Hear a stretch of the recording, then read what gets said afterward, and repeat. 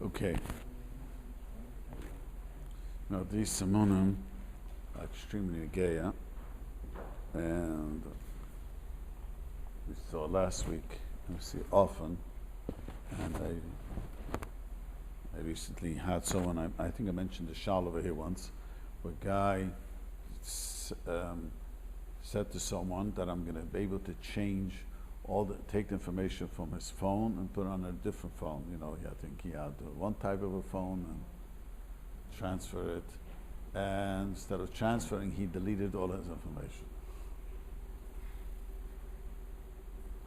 So of course, I was. How do you value that hezek? Yes. And is it a hezek? I think I didn't speak about it over there. I remember that. But the question is, is it a hezek? A poil that does something for you. What type of halacha do you give him? He's a shomer. What halacha?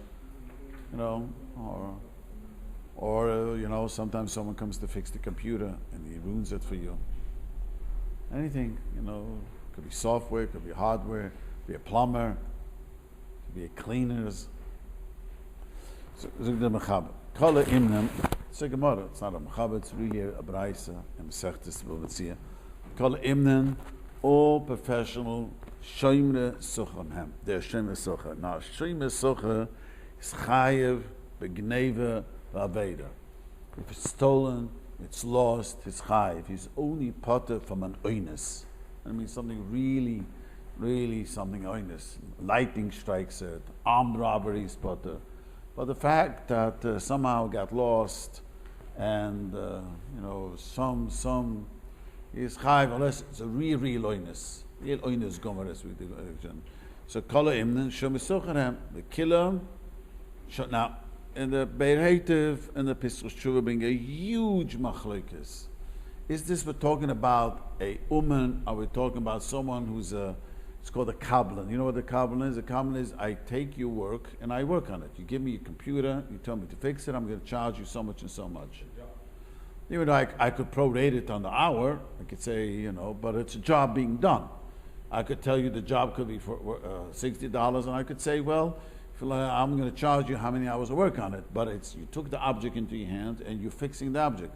What happens? I'm coming to your house and you ask me to, paint the house. I'm working someone's company. I get paid not to do the job, to just be a worker.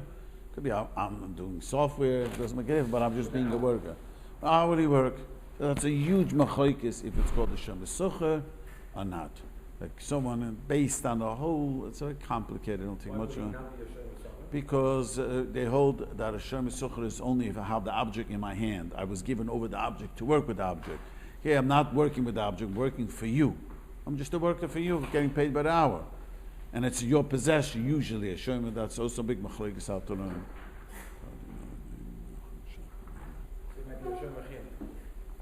Maybe shomer chinam, and you potter from a grave aveda. So it's kol imne shomer suchan mekila. That this is negeya in. This is negeya. This is the Geya, what I want to say. This is very much the Geya by cleaners I once had. I once had this cleaners. A guy had a suit for a few weeks there. A little bit of a suit. It was a lady's suit. Right? And he said on the label who it was and called him up, come pick it up. Didn't pick it up. And after 6 months, I don't know what the sun was shining it. I forgot what it was, because it was so long, he used to put it on the side, whatever. Something happened to it. So he had a big fight. The guy wanted to sue him. She said it was worth $400. I asked the lady when they came to me, it was worth your suits, $400, your dress suit. Why didn't you pick it up? You were in town. I mean, she was a wealthy lady, but she did agree $400 suit is quite expensive. So I don't know, but that's what her argument was. So this is what the Mechaber says. Then it's not even a shomer sucha, a shomer chinam. So this lady, cleaners, was a shomer chinam. He trusted her. See, often I tell the guy, you want to pick up the cleaners? I'm not giving it to you. unless you pay me. Unless you pay me money. This was a hair, you know, she had a good record. I trust you, you'll pay me. I don't have to hold your object. So it was only a shomachinam. Shomachinam is put by Gneva Aveda. Omnitin Shlovu Muis, Oshumala, Ha'im Gemartiv. I finish Lochia Bala McCain, and Ima Shoima Chunam. Chabad says, means pick it up and pay. yeah. Even No. Tila Shloch means I'm not going to keep it as a ransom. And if you would keep it as a ransom? Then you're Shem Sucha. Because I have something on the object. I have someone new on the holding the object to get him paid. But if I'm telling, take yours and pay me, I'm not going to hold your object for me. Not saying I'm holding on till you pay me. So then you're only a Shem B'chinim. This happened by tefillin. The guy told me, he gave it also a tefillin maker, and to redo his tefillin, he furbished it. I remember the details, but remember he messed up. Who messed up? So yeah, obviously. I don't remember the details. It was a very long time ago. I remember looking it up then. But yeah, he messed up. He's a Shem Sucha while he was working on it. And they didn't want. The end is, you could be a sefer. He didn't want to pay him. That I do remember. Yeah, I said, you came to me. You came, yeah, till it cost him $1,000. The price. I remember that he didn't want to pay him. Anyway, so. If that sefer messes it up, he has the right to attempt to fix it also, right? Yeah, but he messed it up a big time. I remember, I think one of the parshas became, I forgot the detail. I do remember that he agreed. I'm saying, if you realize that the sefer is not so good, that was a mazik that messed up your weight policy. No, while he was doing, it's not a mazik. That's not called a mazik. I think we learned that previously, right? Meaning, if you realize that he's not such a good sefer by the fact that he messed up on your tefillin, you can't now say, hey, I'm going to go to the other sefer and do it with him. He has the right to replace it or fix it. Right. Yeah. But he didn't want to pay him. Gave him back his tefillin if he used to pay him. If he used to pay, he didn't, you know, he said to him, the tefillin, I don't remember the detail, but as far as I remember, it was a suffix of the tefillin was kosher or not. Said it was expensive tefillin. You know, most people have to take expensive tefillin. It's not the... Does it matter if they pay in advance or after? Yeah, we'll later see. Many will later see that in a minute. So we pay in advance, so he doesn't need that object. But once he pays in advance, everyone, many, and the Pesach brings down. Then he's Hashem B'chinim. I don't have to hold on to him. I don't need your chayfetz. So let's just see. First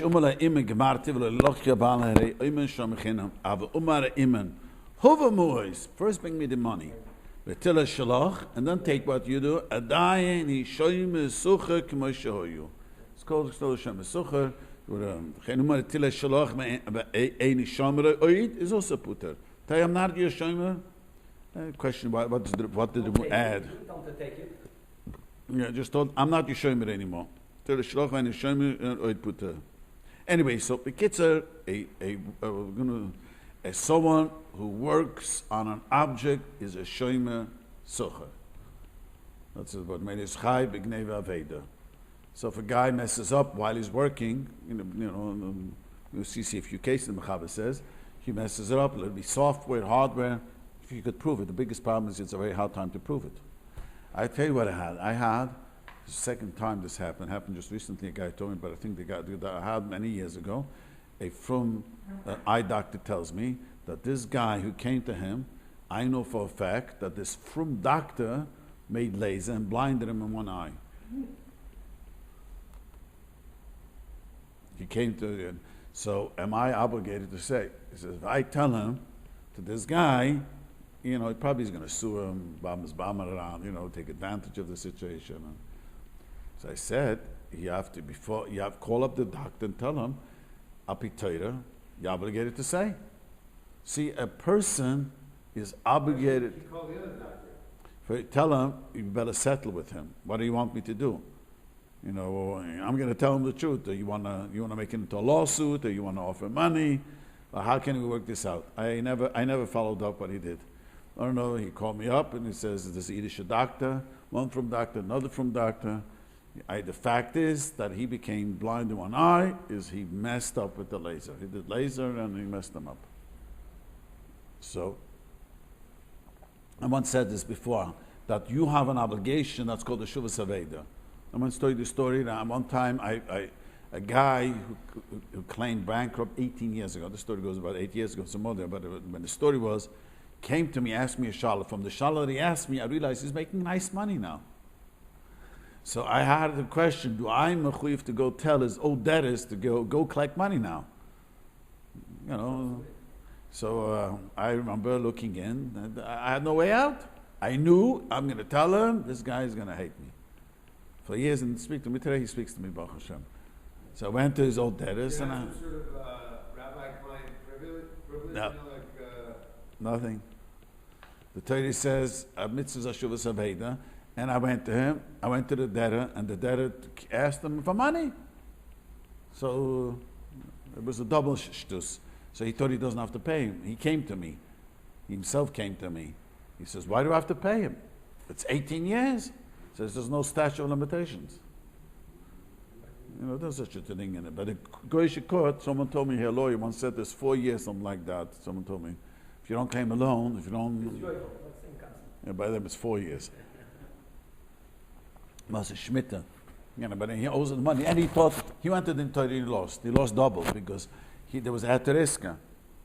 And I told him to settle. Anyways, but there's a chiyuv for a person to tell a chiyuv shusaveh here too. The doctor was obligated to tell the other doctor that you should know. Tell the patient the plane was mazik you. You have to collect money. He was mazik you, so he owes you the money. The biggest problem is because usually they go collect money, who knows how much. You know what I mean? They sue them, and then he could lose his license, and who knows what. That's my question. You know, how to work it at because if I tell him, and let's say he's going to sue him for $10 million, I don't know how these things work, whatever. More than the Torah says, I'm not allowed to tell him.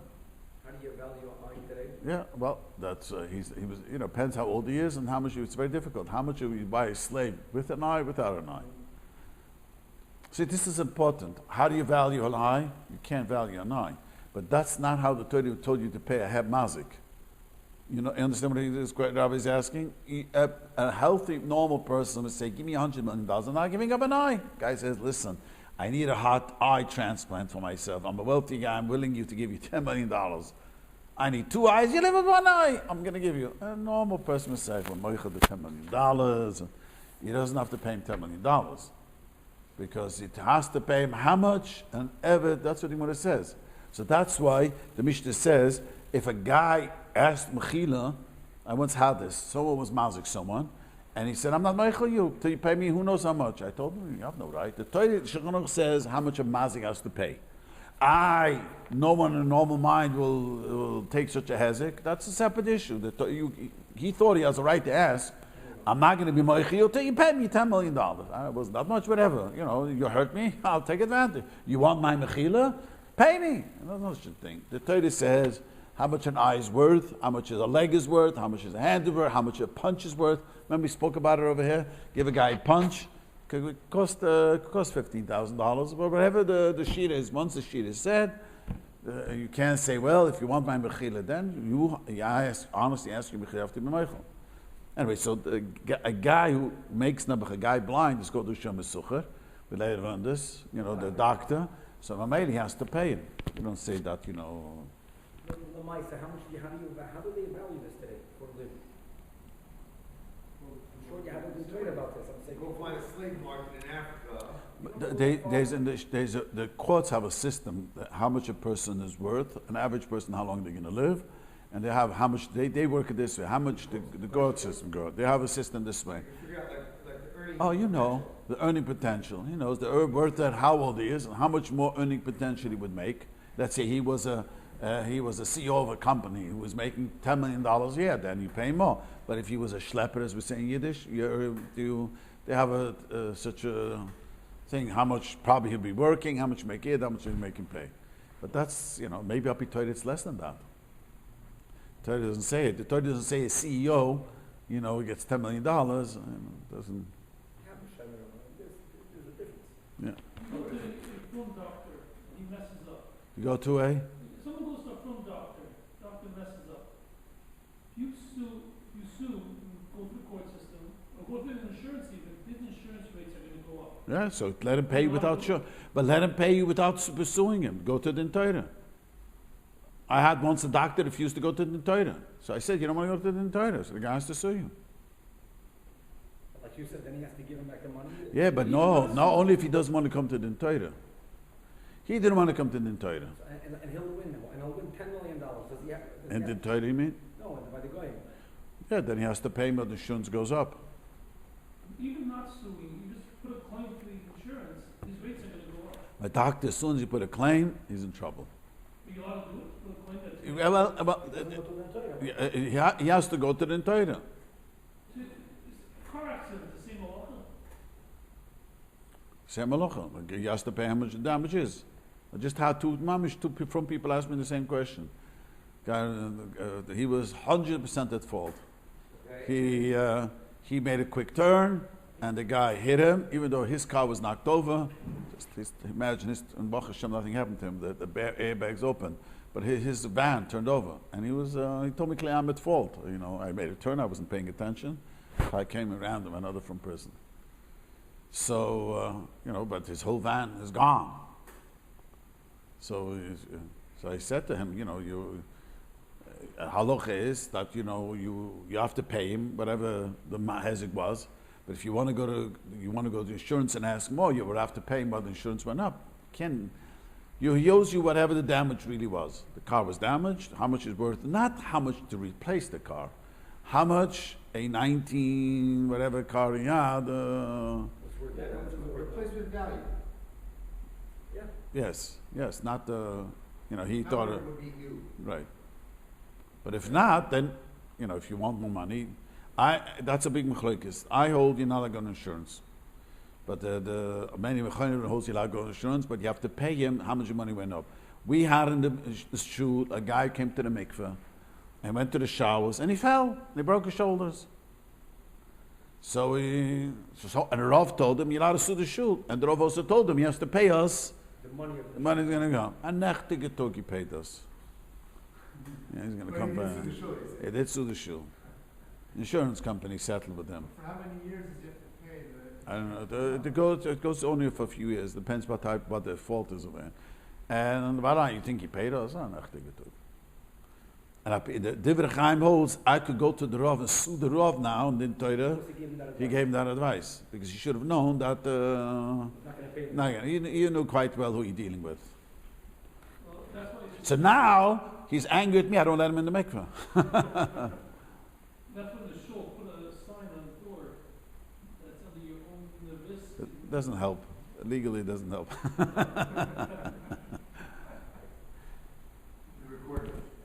Doesn't help. It's like you sign in the hospital that you're not you take your risk, but you could still sue the hospital, whatever. So anyone who takes money for anything is considered a woman? Yeah, A teacher is considered. teachers also. So But what is it like? What Hezekiah are you talking about? A guy once told me he went to therapy and didn't help him, so he wanted the money back from the therapist. So I said to him, most people know it doesn't help. He just listens to you kvetch. I don't know. I said it to a therapist. Boy, did he get insulted? Whoa! I think we do nothing to just listen to kvetch. He thought it really would help. Yeah, he thought it was going to help. He says his argument was he should have told me that not always does it help. So I said, it's not his problem. That it's known that these things don't help. Any therapist in the audience, I don't know. And a lot of people go, and I've watched people go for years, and same as Shigas, nothing happened, didn't heal. I don't know exactly what it does exactly, but Some people does help. some people say it helped them. I heard this from people. But they also agree, they'll be honest with you. A good therapist would be honest with you, would tell you, you talk to certain people, I don't help, I can't help. But he claimed you saw it's not helping. He says, sometimes it takes longer. But if a guy went to a dentist, and the dentist by mistake pulled out the wrong tooth, that's where shows out. Because, he was honest on the spot. It was very interesting. The dentist didn't come up with the new Piram Torah, you have to take out, I'm on side, another dentist. says, you know what? I made a horrible mistake. He looks and he looks. I pulled out the wrong tooth. I said, he has to pay you for the tooth. Go figure that out. I don't know. So the guy, well, he told him he wasn't going to sue him. He's going to give him a free crown, for that free whatever he has to do there, and whatever plant. But $3,000. And what about the no pain and suffering? I don't know, there's pain and suffering, yeah. Huh? There's a lot of pain and suffering. Come on. Well, you have to do that, putting in a dental implant, they're going to drill it into your bone or your mouth. Surgery. I wouldn't want to do it. Whenever, the rule is when people settle, I never tell them, well, you're foolish for settling. You want to settle? I stand back. Okay. Unless they lie to the person. When the people lie, the Rav wants to literally lie to a guy. But if it's not a lying, just listen, he wants to settle. I don't know why he settles, but I don't mix in. Okay. So the Mechaber warte. Nusel imnem. He gave for the imnem the sack in the kilkele chayuv l'shalom. Ketzid. Nusel l'chedesh he gave for a carpenter. Sidde teva migdal. The kvoi b'masmurim. Gave him a finished item to knock in nails. V'shovroi. And he broke it. I have this question always been asked. A plumber comes. Usually, it's not a Jewish guy. It's a Jewish plumbing company. He sends his guy, and while the guy is there, he broke the cabinet, the door of the cabinet. It's been asked so often. So, and Dina de Mechisa, the plumber has to pay for it. You know that. That means the law of the land is California. Not the guy has to pay. The company has to pay. Apitera, the company doesn't have to pay. You have a problem, sue the Mexican who came to fix it. People don't like to hear this, but that's really the truth. So more than once I've been asked this question. You understand? Because you can't, apitera, you can't go to the plumber and demand the money. Because this Mexican did it. They didn't do it. This Mexican did it. I'm responsible for I send the worker. You hired him. Yeah. No, he knows I don't get. You know that you hire Roth plumbing. He doesn't come down Roth anymore. Or you hire whichever, the Bestamsky, or the Monkey Ranch, or Bestamsky. Roth plumbing. They don't come down themselves. They shik Mishorsim, Ashim Mishorsim. So what? So what's a shliach? So what? Did he send him to break? Did he send him to fix? I didn't send him to a break. I sent him to fix. What about the concept that Yad quilt, Yad Alba is done? It's only his zoiche, not the mazik. Yad Poel is a whole different sugi. Yad Poel, if he picks up an Aveda, the question is, Balabus is clean or not. That's a whole sugi. Not like about mazik. There's no din mazik. If you Poel is mazik, how mazik? The Balabus, there's nothing to do. Even your own child, worse, your own child is mazik. Mishnah says, Pigu Samru. If your child breaks a window, and people ask me all the time, or your wife breaks the window, children were playing ball, and boom, there goes the window. So Mishnah says, Pigu, you know what Pigu Sanu means? That means you could do nothing. The father doesn't have to pay a penny. Nothing. Doesn't have to pay anything. So there's one of the guys told me the school said that the parents have to pay. So he's a Talmud comes to me, how could the school ask me to pay? The Mishnah says, I don't have to pay. Yeah, the Mishnah says, but the school's going to say, you don't want to pay? Out with your child. Right. Yes, of course I would say that. They have a rule on the books that if a child breaks the window, he's got to pay for it. You don't want to pay, then I had the father doesn't have to pay. Does the child have to pay? When he gets older, it says, you should do and pay. I had a lot worse story. These were teenagers. This is a lot worse. The teenagers was the afternoon. They were off from Mida Kodesh, Mida Chol, whatever, one of these Chagah days. And they were living in one of these fancy streets. And the child brought him a friend whose poor, parents are poor. And were taking turns driving out of the driveway into the driveway. And one time, whatever happened, so this poor child was not wealthy, took the expensive car and drove quickly across the street. Not only rammed the parents' car, but rammed a Jaguar across the street.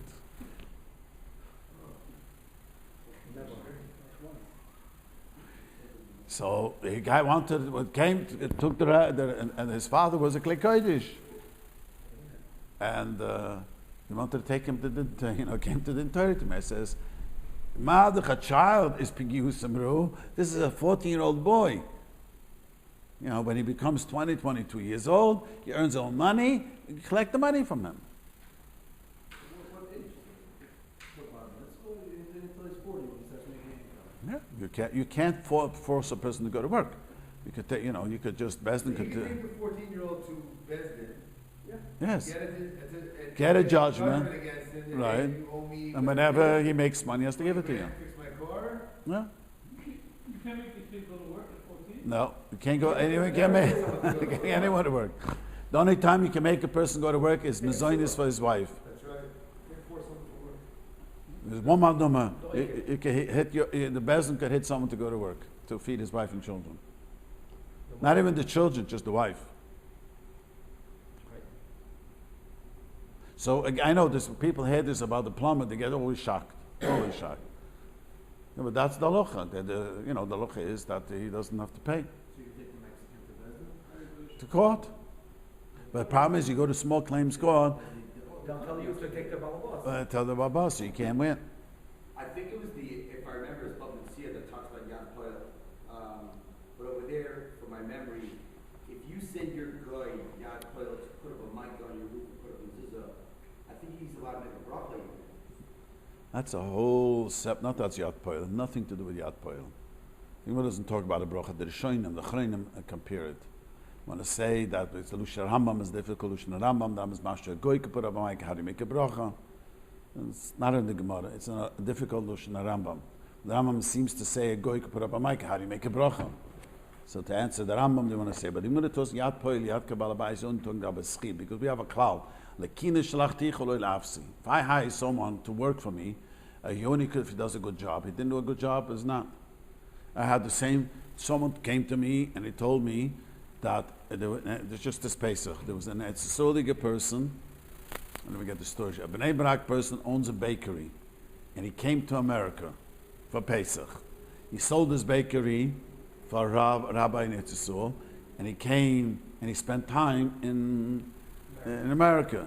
And the rabbi there bought back the chometz after the first day Yontif. By him, it was still the first day Yontif 7 hours early.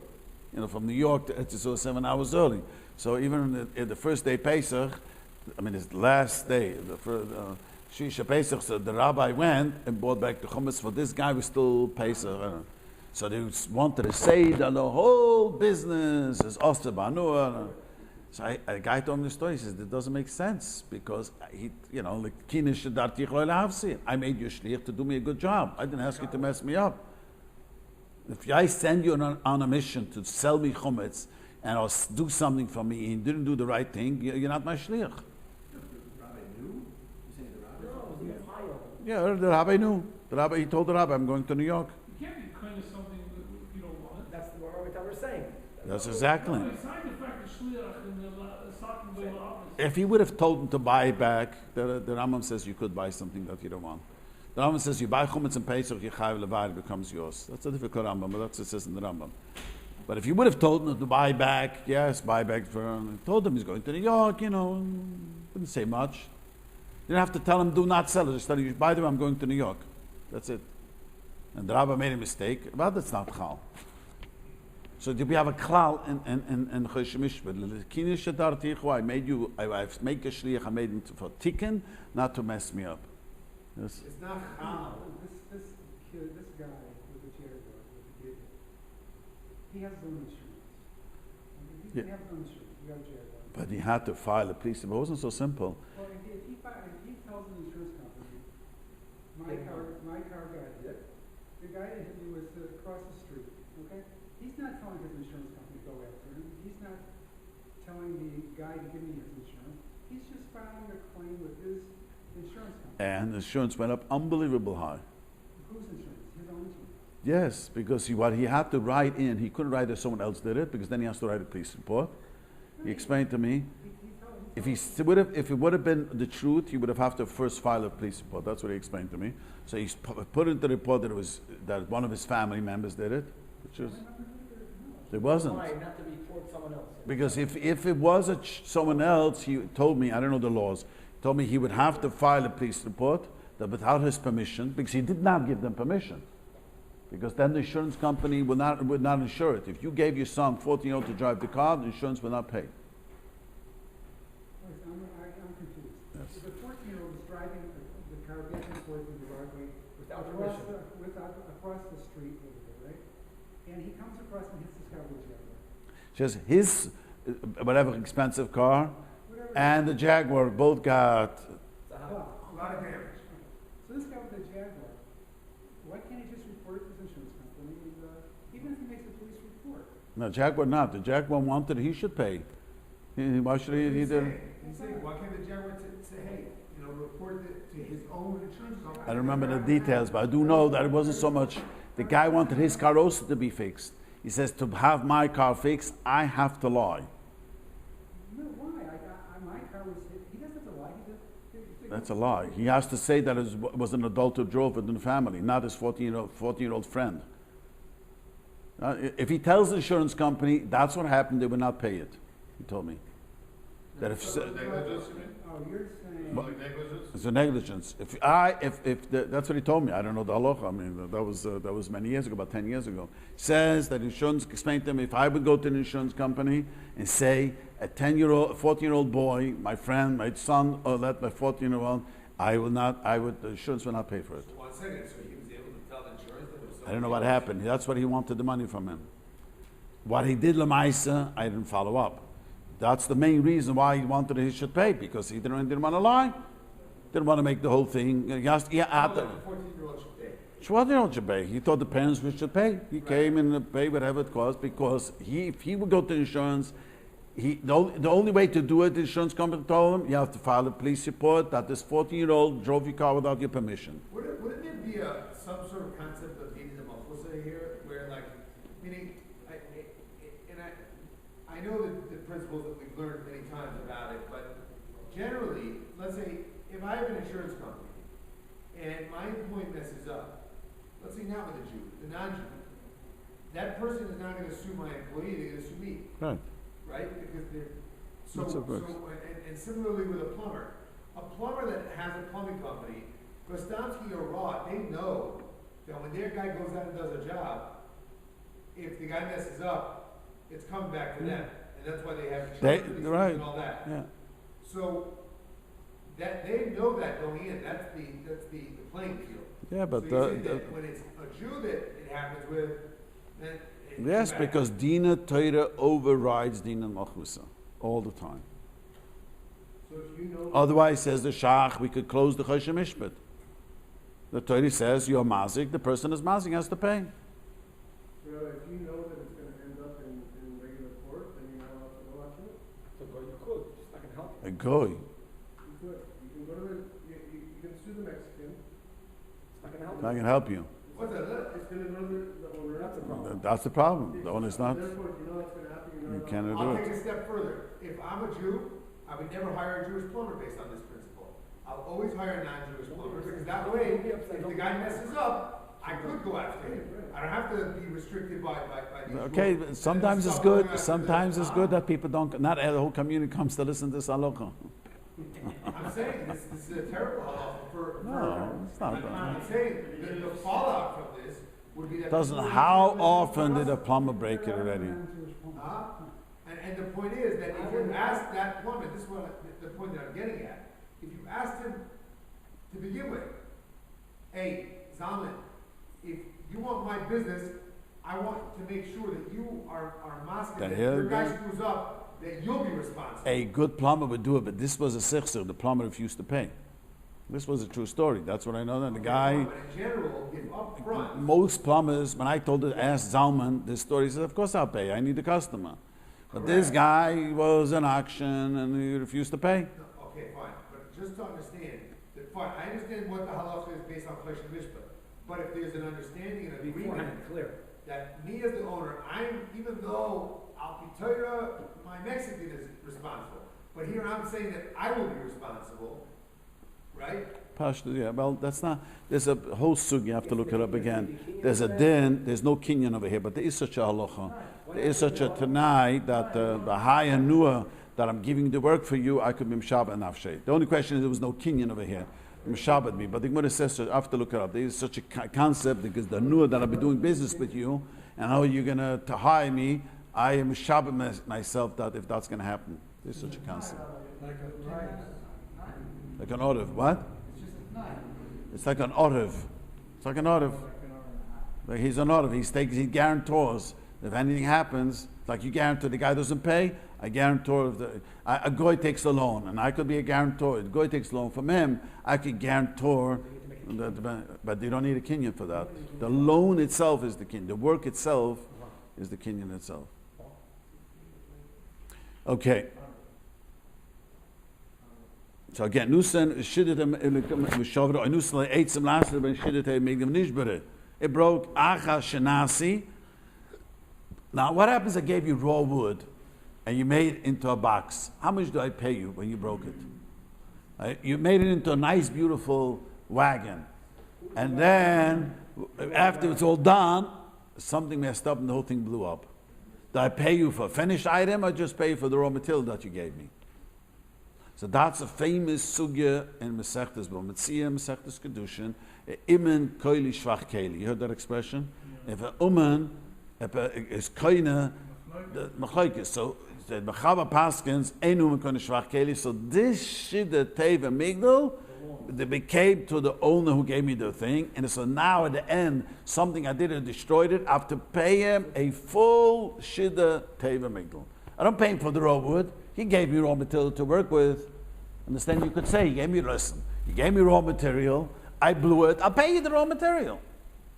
But the Manduma Paskins, that if I made a box of your material, that became yours, the finished item. So since I blew it, I would have to pay for the finished item. So he says, but included will be, but included, if I have to pay the finished item, you have to pay me for my work for the finished item. You can't have it both ways. You say you can't have the cake and eat it. That means, okay, so how much is my worth? You know, the finished item is always more than the value put in. You put in work $100, it's worth $200. Okay, so I don't have to pay $200, just $100.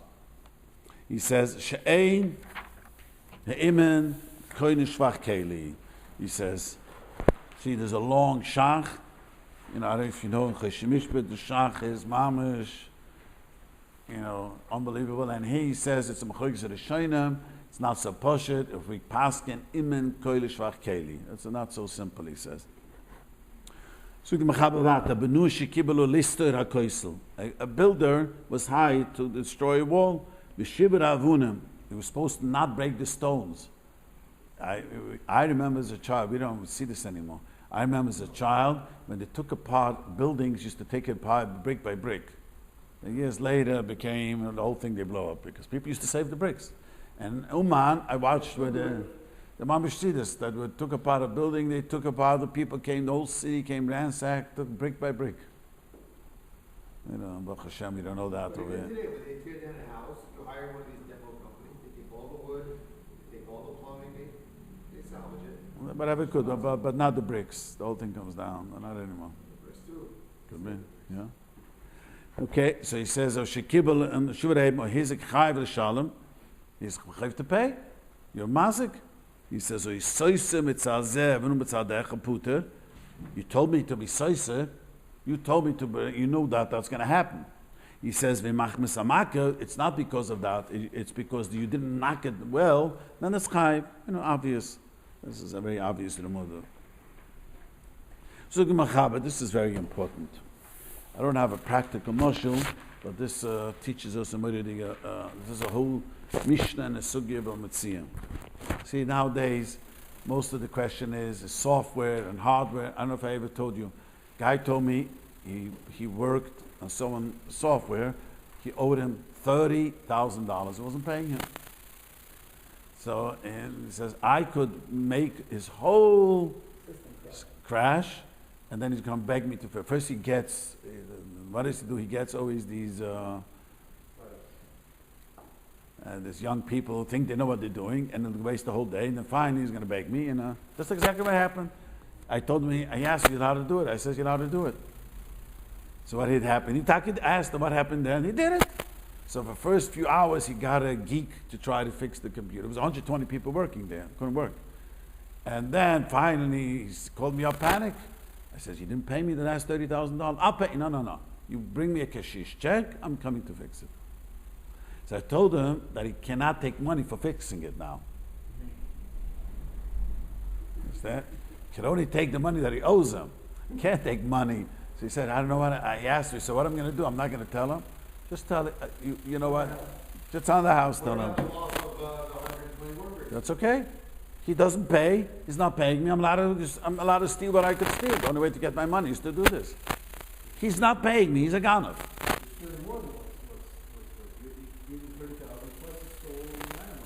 I didn't steal anything. I was going him something. That means I was going him a gruma that I didn't stop them from working. I was going him. And the only way is to pay him. He refuses to pay. That's a gruma. I'm allowed to be going him. I'm allowed to, if you don't get the money, I'm allowed to, a guy in town asked me that a guy who didn't pay him. So he parked his car in the guy in front of the guy's driveway. Can't go to work. He was screaming at him. He called the cops, and then he told the cops he owes me money. So first of all, the guy went to work 3 hours late. And he was going to do it again. And finally, the guy says, I better give him back the money.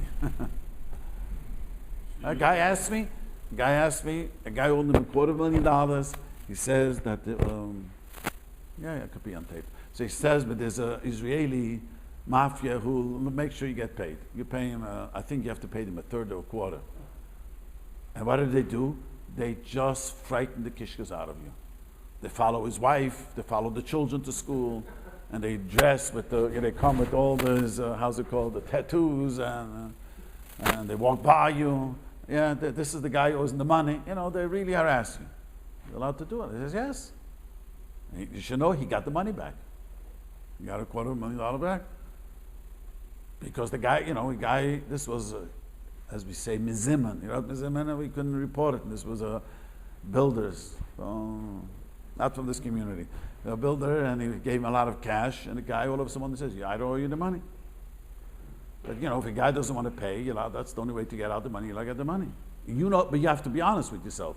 This was with the computers also. He owes them the money. I'm saying most of the question, no one asked me about a dying company. It's the computers.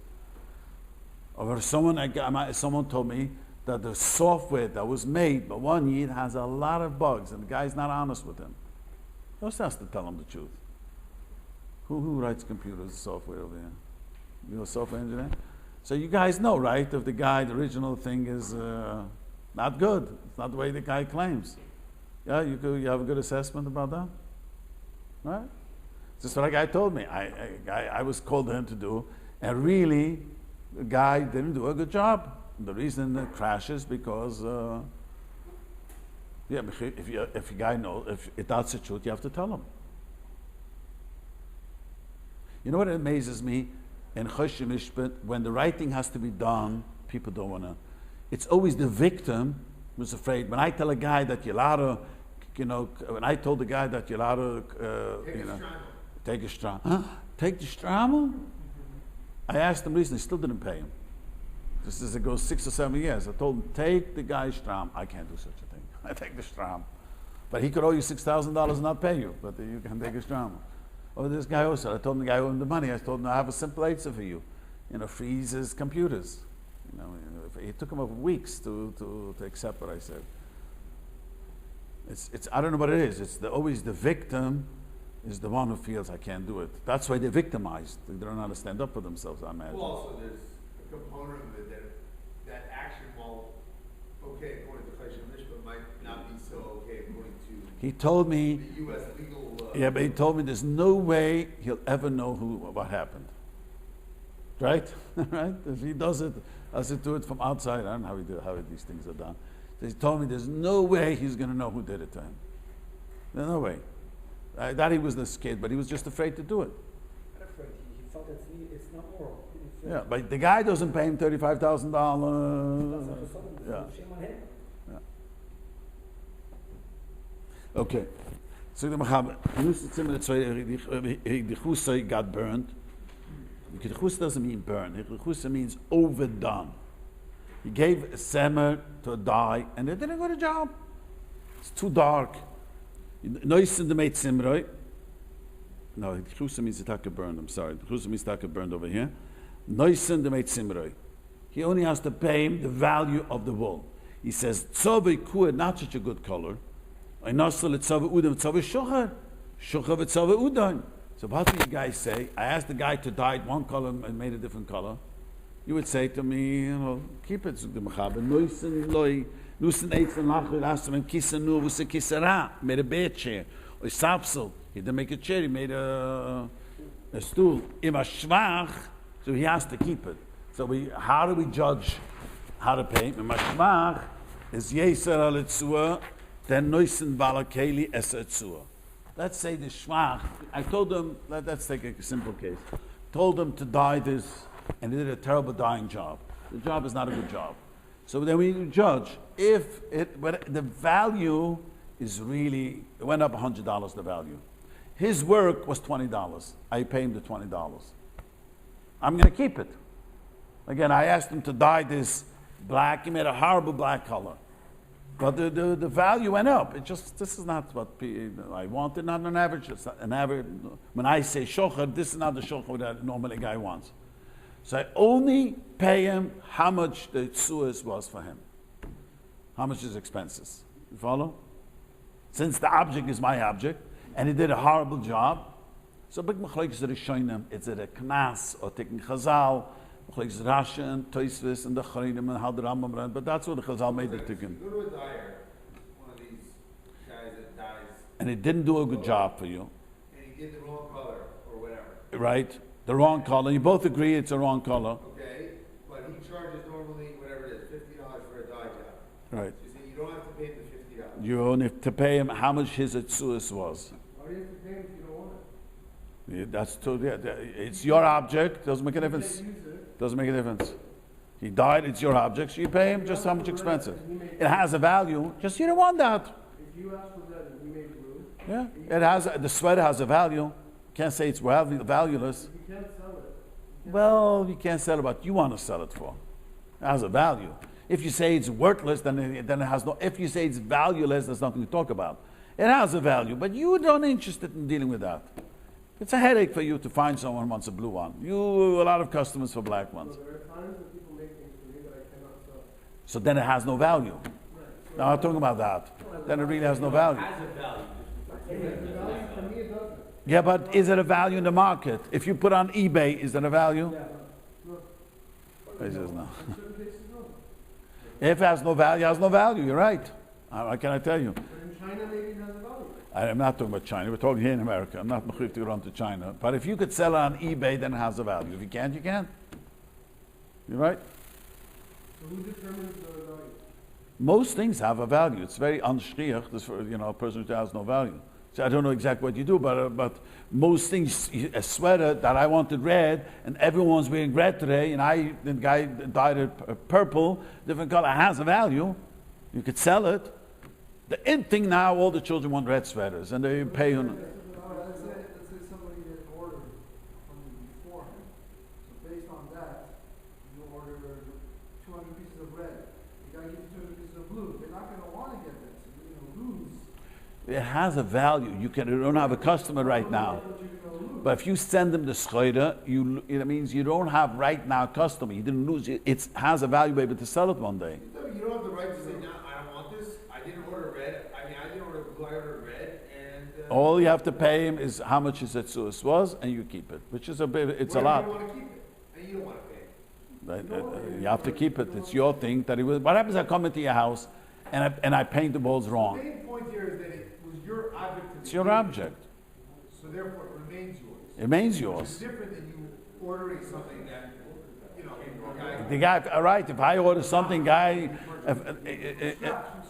right? He's right. I mean, that's obvious. If I order, I come to him. I don't give him the schroeder. I say, make me 20 red sweaters, and he made me plain blue. I don't have to accept it. I never. This is not what I asked for. What about in the case of your house where you painted the wrong color?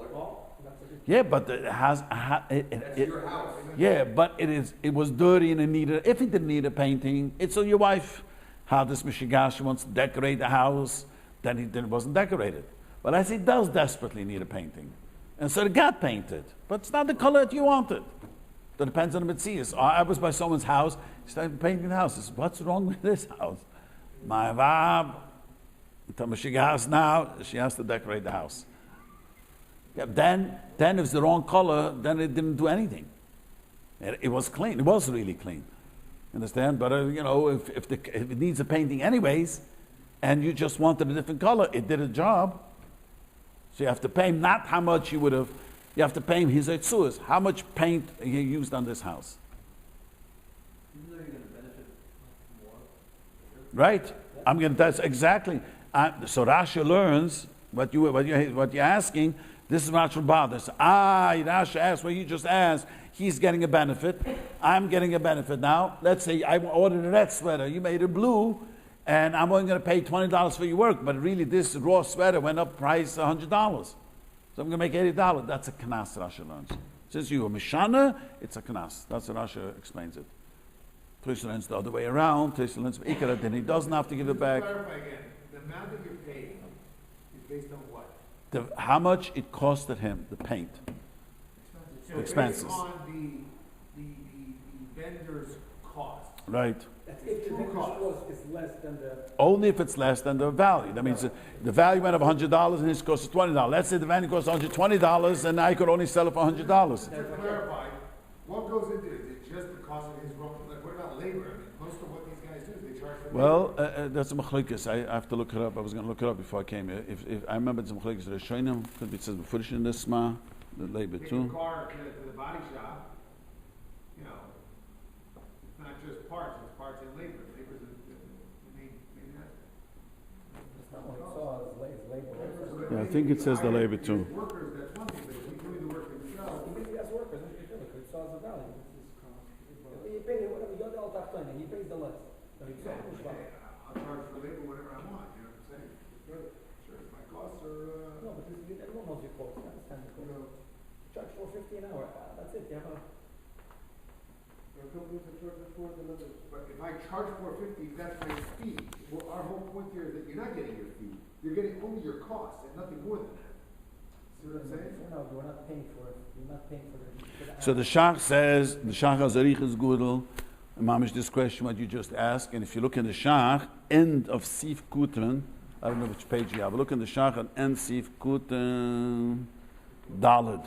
For me, it's on the other page, all the way to the bottom, the last few lines. Let's go back, $5.5. Which print do you have? Ha'oilem ezeh. You see the end of the Shach before Sif Kuten Vav. You know which one is the Shach? You mean hay, not down. End of Hay before. Not hay. Oh, for you it's Dav Hay. Say down, over here. Ha'oilem ezeh. You see it? How many lines before the end? For me, it's about 4 lines, 5. Two dots, okay, there's 2 dots of them. Not hay. In middle, mamash in middle. After 2 dots. And the Shach. 6 words in the one.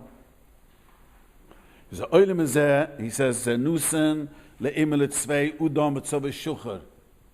And he painted black. Ima shvach yetzer ha'yitzua. Noisen lo'itzua. He pays him his cost. The heine, the me'etzim v'samunim. The v'schar tirchoi kishar schir yoim. V'lo yischure mishula. Shepusim, not the whole price, only what schir yoim would have been. Ve'en lakim mitzua shvach shiru l'shmicha yoiser. That he doesn't take off. Now, the guy is claiming, wait a minute, the Shach has a whole arichas over here, but he was goydem me a hefset. What happened with the gruma? If you were, today, the red sweaters in style. For that, if you would have made it red, I could have made a lot more money. Understand? What the Shach, the arichas over here.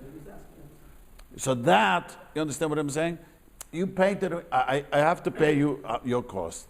But then the Shach is asking what happened. The bottom line is that this sweater, this material that you made into the wrong color, if you would have made it red, that's a hot item. I could have gotten more money for that. And the money that I lost, you don't have to pay him for that, he says.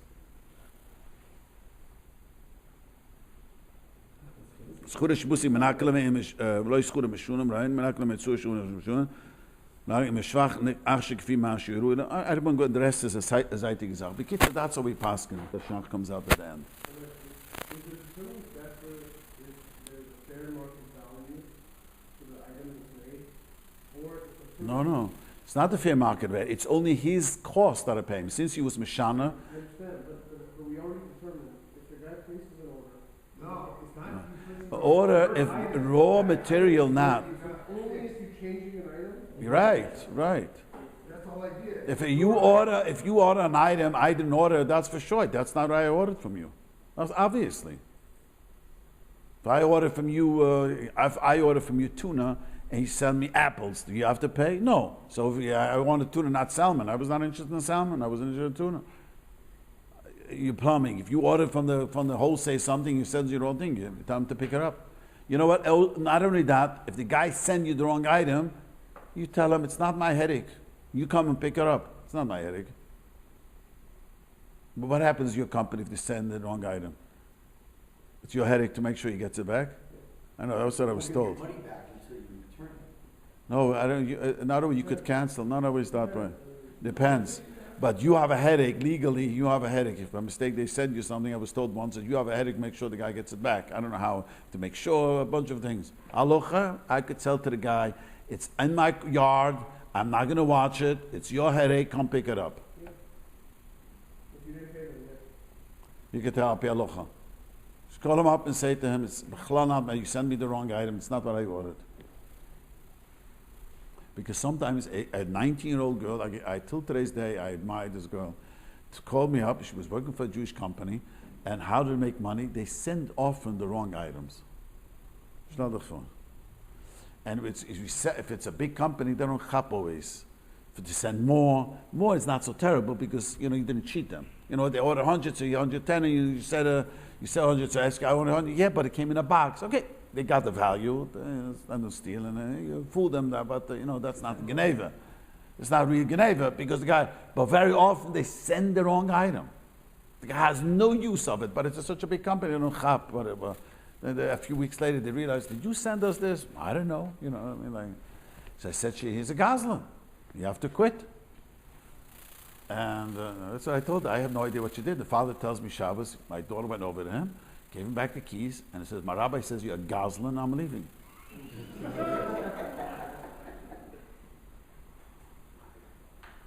How did they make money? By people reordering the right item? Yeah, that's it. Right? He knows the business. They send stuff they didn't order.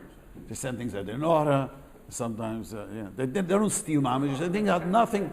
If you're one kind of a company, you order stationery, whatever. You have absolutely nothing to do if the guy brings cups. You have no, a certain business. He's going, it's like a mamash, like it has no value whatsoever. You do it because you want to increase your sales. That was her job. Her job was to do this. You know there's value in what she sold. There's no value, and it goes to the garbage. Your mamish, you know what I mean? And they don't chap. See, if they chap, then you tell them, take it back. In order. It's a huge order. See, these small items gets lost. But, she was told already how big the order should be. She should do the shtick. Yeah, that's the unfortunate. Okay. Unfortunately, people do such things. It's like the Chovevei says, a guy has good water to drink. The famous Chovevei was a guy, they would go walking, and there was, two people walking, and guys in the desert. And one guy has betochen, the Rebbe was going to send them, and finally come to a place of dirty water. The guy drinks up the dirty water. And a few feet later, they walk, and they find there's a well. The guy drank the dirty water, can't drink anymore the well, and he has fresh well water. Then people think that this is going to make him wealthy, the shtick here and the shtick here, and it's just dirty water. There's not tzlach in this money, really. Okay. Let's just move on. Where are we up to? You say it out of shvach, is a shvach b'vat. You only pays him the shvach. Shvach means that when it went up. That means, let's say he put in a lot of money. It's when you less, you only pay in shach. Marsha Yeru el Hashbiach. He bechlal keren. I explained the Shvina Shvach al Subelezi. Remember, I explained this to you. when you pay him, you know, like I said before, that he doesn't have to take the loss. He only pays the shvach. But included in the shvach is his work too. Otherwise, you can't have it both ways. He should gain and lose. I don't want this kuna. Like one of you guys said, I don't want this. I want you to pay me for the raw wool. I gave you wool. I said red. You painted blue. Give me back the wool. I'll give him back cash. That's what he says. He can't do that. What if the woman says, you know what? I painted it wrong. I'll pay you the value of the tzemmer. The guy says, no, I don't know. I want the tzemmer. See, if they both agree, it's never a problem. I always explain the Choshen Mishpat when they disagree. That means now the other way around. The guy says, oh, I mistake painted it wrong. I'm going to keep it and pay you cash how much you gave me. The guy says, no, I want now the blue. So he has a right to demand it. And so why? Says the Mechaber, because we pass in the Uman is not koil in the shvach keli. You know what that means? If the Uman would have been koil in the shvach, then he has a kinyan in this item too. You know what the Gemara makes an afkim in koil shvach keli? Famous Gemara. If a lady tells a person, you know, dye me this shirt, and she dyed him the shirt, and he goes over to her and says, hey, at me kadeshiously with the work that I did on your shirt. You understand the question? If your lady comes to you and says, here, I have a shirt for you, dye it for me. And you dyed the shirt, and she hasn't paid him yet. So he takes the shirt and goes to the lady and says, hey, me kadeshiously with this shirt. So if I hold him in koil shvach keli, so that the kedushin is the kedushin, I'm a partner in the shirt. This shirt became more valuable. It was painted, now new color. It was worth $20, now it's $40. So I'm a partner with you. I'm a partner that I have to give up my partnership. That means I don't have a choice to say, but I'm a partner, so I'm a kaddish you $20. But if I hold any mikodesh shvach keli, she owes me money, the mekadosh b'milvin any mikadeshes. So he's saying the guy who died wrong, it's not his. It's not his. It's not his. So he says, I want to keep it. You can't keep it. It doesn't belong to you. If you hold any mikom shvach keli, you can. That's exactly what it says. If you hold any mikom shvach keli, you could. But we pass any mikom shvach keli, so you can. That's exactly what he's saying. The next is very, very important. I just tell you what the next Mechaber stuff from today tell you. One of the things I've been asked more than once, you go to a stock, I don't know why the Havaman even of the Shala. Guy went to a stockbroker and he told him this is a great stock to invest. And he lost a lot of money. Came to the I said to him, you know, I could have also told you. I could have, you know, threw a dice and tell you invest in this, it's gambling. No, he said. So he wanted to sue him money. He wanted $80,000. He lost $80,000 in the stock market. So everyone knows, we're going to see later, if it's something a lawyer tells you, I had a guy with the lawyer told him wrong, what's the name information? And that's why he lost out. I know it's school, which the accountant told the school the wrong information. And the school lost a lot of money. That's different. He owns the school money. This accountant would have to pay the school money. He gets paid, and he gave them advice, and it was wrong. And the cost of the school a lot of money. But if it's only when you give advice, which is legal, have a guy buy stocks. We all know that. Everyone be in the stock market if his advice really works. It doesn't help. Okay, stop over here now.